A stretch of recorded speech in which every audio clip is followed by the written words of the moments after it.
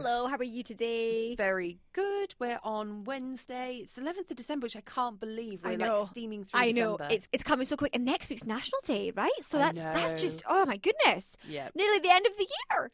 2014's coming. But yeah, it's definitely the time of year, we said this the other day, when a lot of us are travelling and we're moving about. We're pretty much a nation at the moment of mostly expats. Yes. Mostly. And I'm sure, most of us have been travelling about, and again, I'm sure most of us have had that feeling of waking up at 4 o'clock in the morning in a foreign bed, no idea what time it is, right? Mm-hmm. Have you had this? Yes, that's most mornings when I wake up to get through the show. That's true. 4 o'clock in the morning is the start here. But that is jet lag for you. Jet lag hits you at all sorts of crazy times of day, and that's what I want to talk about today. I know you've travelled to Australia and these things. Have you experienced it quite badly before? Or I can think of one particular time that I wasn't really aware of what jet lag was, how it really felt. I mean, I've heard of jet lag, but when I first went from the UK to Australia, I just remember having a conversation with my father, and it was like a dream. Okay. When I look back at it, at the time, I was like there, present, and I thought everything was fine. Reality, no lights when I are look on. back on it, it just wasn't right. I was just away with the fairies. It can affect people in a different way. I mean, I think most people tend to suffer it when they went from, like you said, say Australia to UK, like a large chunk of time. And actually it gets worse when you move from east to west, because of course your day becomes, instead of 24 hours, your day could become up to like 36 hours if you think about it like that. So it's worse when you go east to west.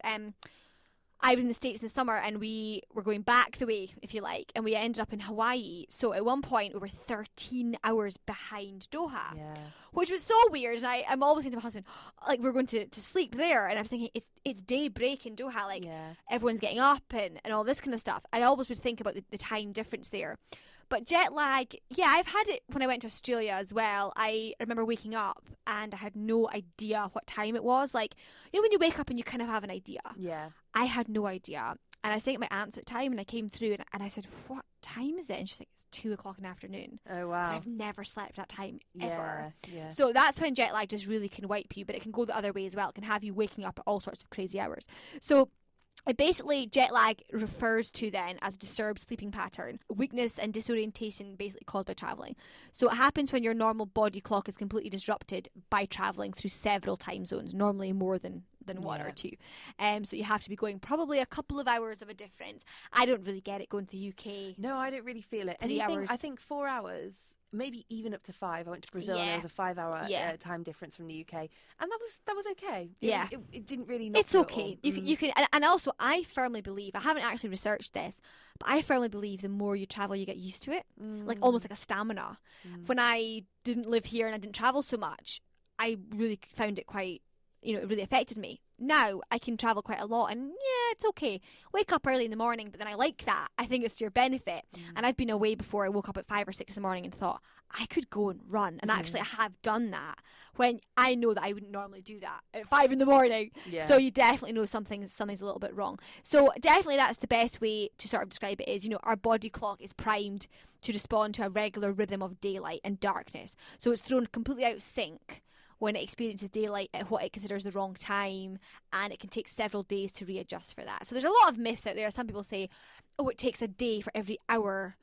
I don't agree with that. It wouldn't take me a day to get over a 1 hour time if I go to Dubai. It doesn't take me a day to get over it, No. So I don't think so. I think it depends on the individual person. And it can be difficult as well if you're a person who's taking medication, especially a diabetic with insulin. So you need to be careful about that. You should always speak to a health professional before you make any sort of journey if you're on medication that has to be taken at the same time every day.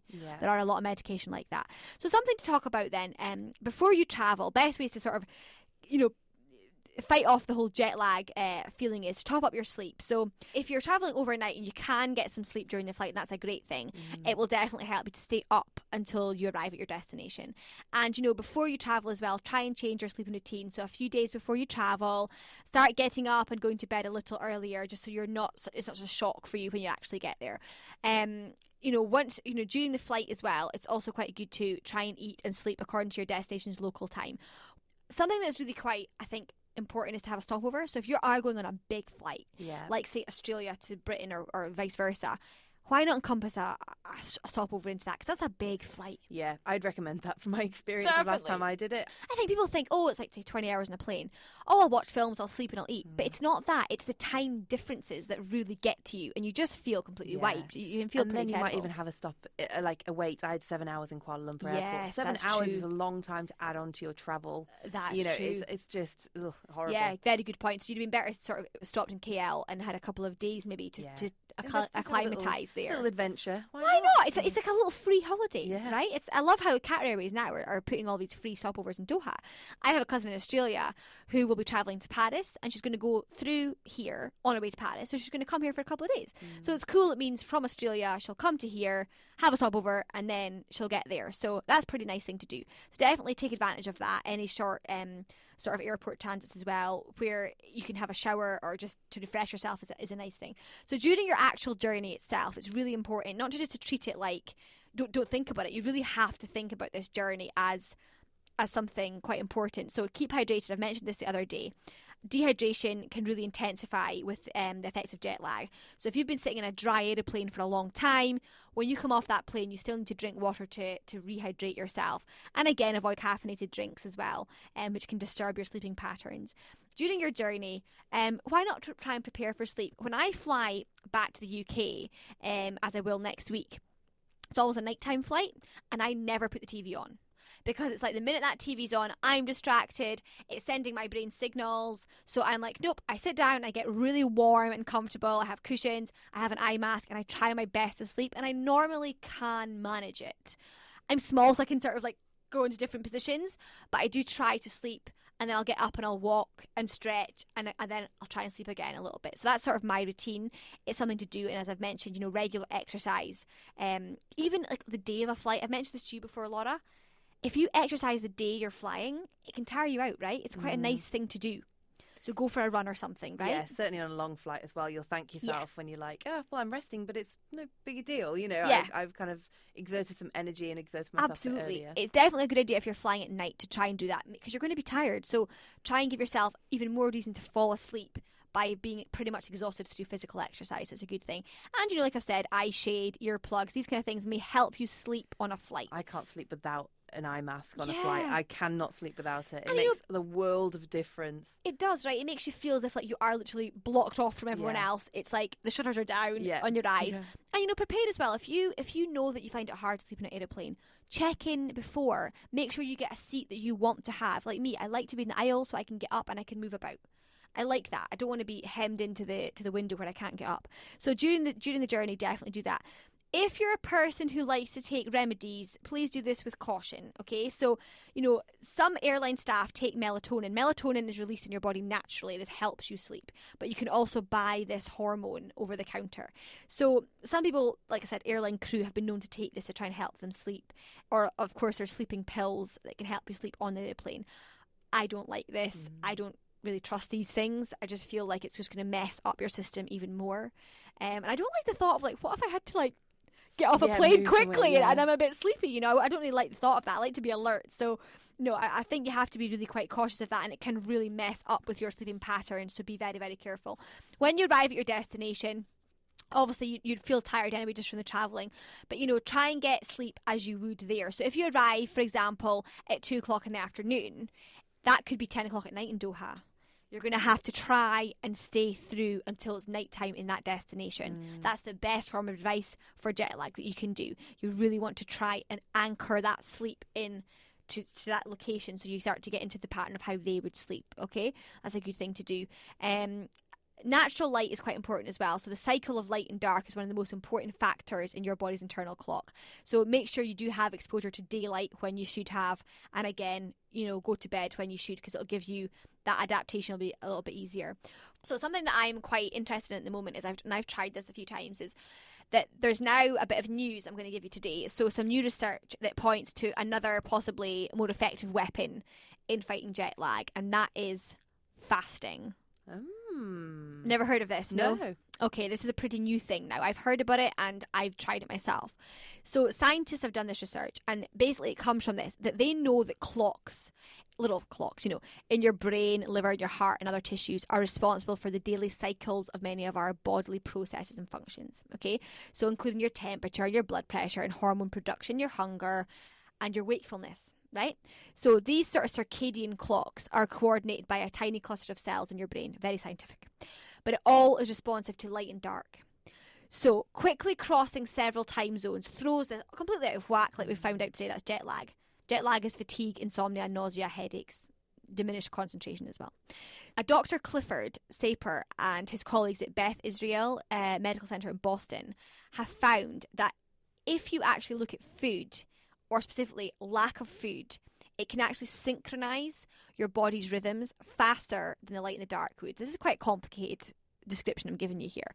But they did a study with mice, and basically they found that because food is essential for our survival, so is sleep.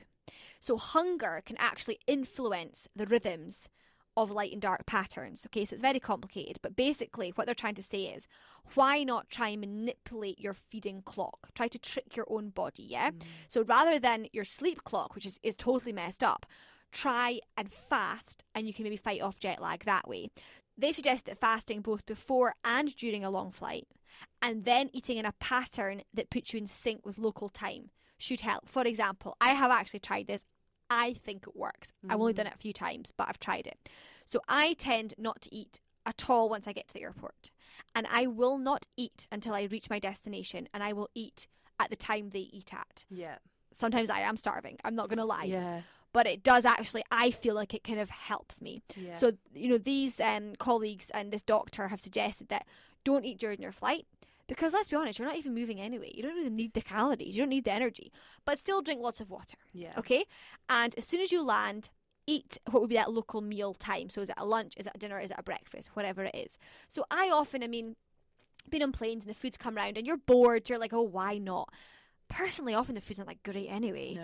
I think you can give it a skip, right? Yeah. So, for me... Especially on a nighttime flight. Well, that's it. On a nighttime flight. And I really hate when they come around and they wake you up like 6 a.m. They put the lights on and it's like some awful omelette. I'm like, that is not even going near me. Yeah. I don't even need that. But I have tried the fasting before, and for me it definitely has helped. It's worked. So why not give it a try? So whether you fasted or not, high fat foods are not even a wise choice anyway for the first meal at your destination. So, you definitely have to try and think about that. So with any sort of self-management technique, you tailor it to your own needs, what sort of food that you like. And of course, again, take into account any special health issues that you may have. So these are some little tips that you may find helpful for fighting off jet lag. Most of us have our own little quirky ways of doing it. Do you have any, Laura? Well, luckily, I have to say, I normally am travelling within maybe a maximum 5-hour time range. Yeah. So I think it's not too bad. It doesn't really affect me too much. But yeah, I have done some nasty flights. When I went to Australia last year, I only went for 5 days and it was a 16-hour flight. Yeah, it's like a short turnaround. I think for that it was just like, it was a very quick last-minute trip as well, so I just got on with it, really, and it was like, okay, just stay awake, get as much in as you can. And it depends on what you're going to do. If you've got the luxury that you're going to a holiday and you can relax, then you can just relax, and that's actually your body resting. Even if you're not sleeping, you're resting. But if, like myself, I'm going back home next week for Christmas, and I'm going to be, inundated with friends and family, I'm going to be so busy that I will be pretty much exhausted, but it's not much of a time difference. But yeah, if you are going further, if you're going to the States, or if you are going to like Australia, I think you need to listen to your own body. You know your body's signals for what best to do if you're tired, but try to stick it out until nighttime and then go to bed, and you should then slowly in a few days get back into a rhythm. Jet lag, it's nothing serious, it'll pass. We've all been there. Yes, it is a little bit, but fight through it. It's worth it for the travel anyway, isn't it? Exactly. It's all worth it for the end destination. It is. Well, thank you so much. That was your jet lag info. Everyone can now jet off feeling quite happy in what to do. We'll catch up with you next week. Yeah, I'm going to be back before I leave, for holidays. So next Monday I'm going to be here. Talking about, this time of year, there's a lot of things going on, social events and things. So a little bit of how to avoid gaining too much weight over this period of time. So we can talk about that. Perfect. We'll see you then. Okay, great.